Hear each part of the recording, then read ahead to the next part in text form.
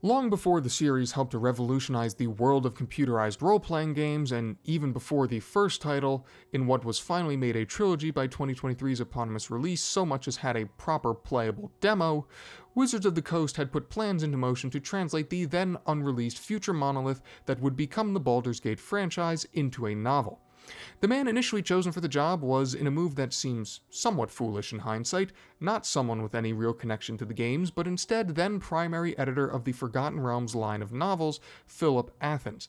Athens' novelization of the first game would also be his first novel, and he would stick around to write the novelization of the second game's Shadows of Amn campaign.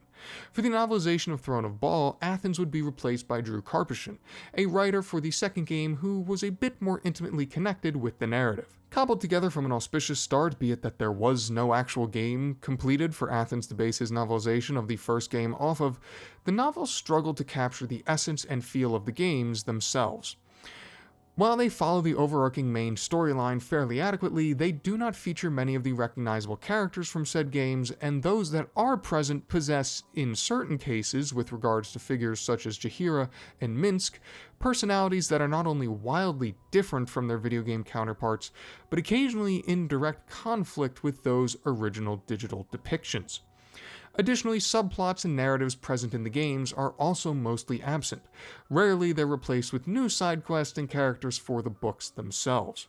With each book proudly proclaiming to be based on the rocket ship series that would make one liable to be interested in reading them, be it that they're so different meant that the books predominantly elicited reactions of disappointment, or perhaps more notably, abject disdain and venom. Protagonist Abdel Adrian, serving in place of the character that the player would have created themselves, has stood as a particular pillar of criticism, with many deriding his brutish and static tendencies. In the years following its release, these criticisms have only become more well-known and widespread, leaving the novelizations as persona non grata to many. The place these novels have within the lore of the Forgotten Realms has become a bit haphazard as well. Originally, they were considered to be the official canon telling of the events of the Ballspawn saga as they relate to the world. However, as time has passed, further buttressed by the newer release of Baldur's Gate 3, certain elements, namely the depictions of various characters, have been stripped away.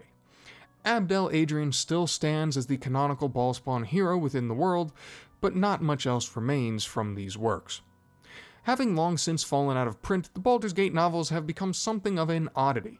All three of these novels can command high prices due to the limited nature of their preservation, and due to the reputation that precedes them, most that take them out from the archive are typically doing so out of sheer, likely morbid, curiosity, as opposed to an expectation for an earnestly thrilling and engrossing read.